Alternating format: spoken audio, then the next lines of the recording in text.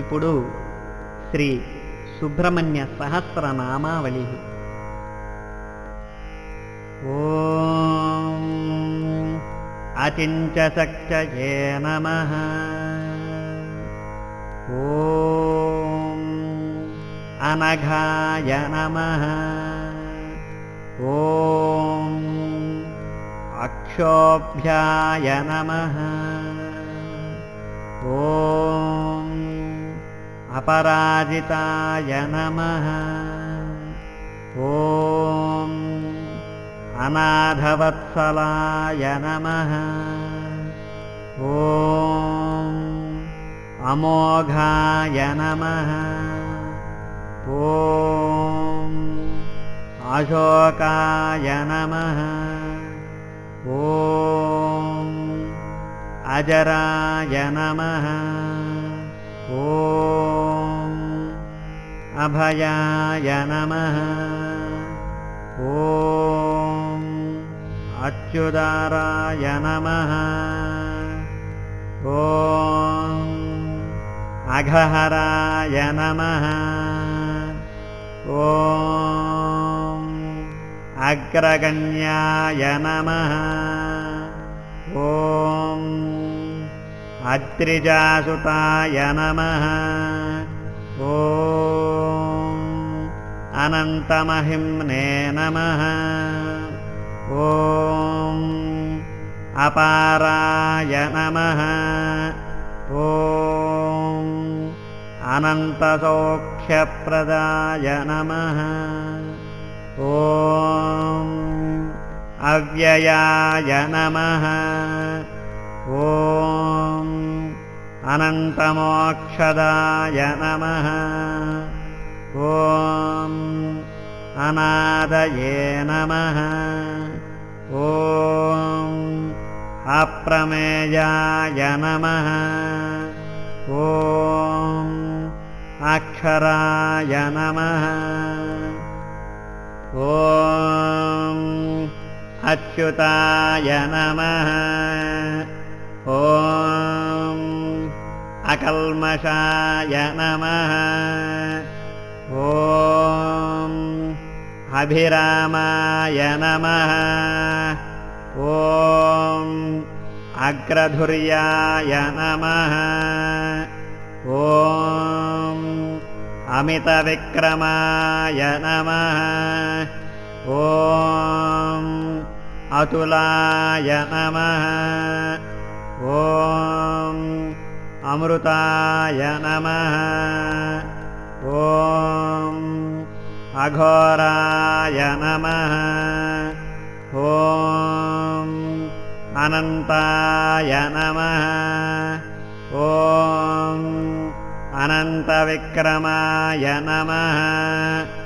ఓం అనాథనాథాయ నమః. ఓం అమలాయ నమః. ఓం అప్రమత్తాయ నమః. ఓం అమరప్రభవే నమః. ఓం అరిందమాయ నమః. ఓం అఖిలాధారాయ నమః. ఓం అడిమాదిగుణాగ్రగణ్యయే నమః. ఓం అగణ్యాయ నమః.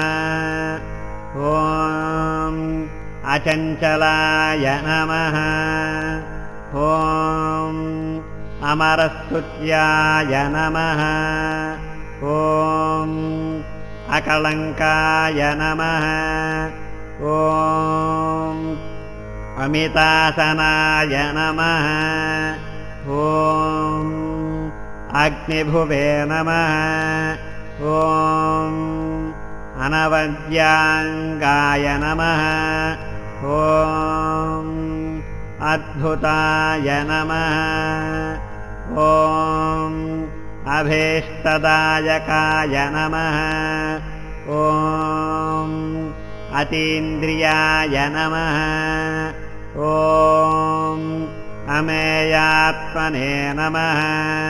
ॐ अदृश्याय नमः ॐ अव्यक्तलक्षणाय नमः ॐ आपद्विनाशनाय नमः ॐ आर्याय नमः ॐ आद्याय नमः ॐ आगमसंस्कृताय नमः ॐ आर्तसंरक्षणाय नमः ॐ आद्याय नमः ॐ आनन्दाय नमः ॐ आर्यसेविताय नमः ॐ आश्रितेष्टार्थवरदाय नमः ॐ आनन्दिने नमः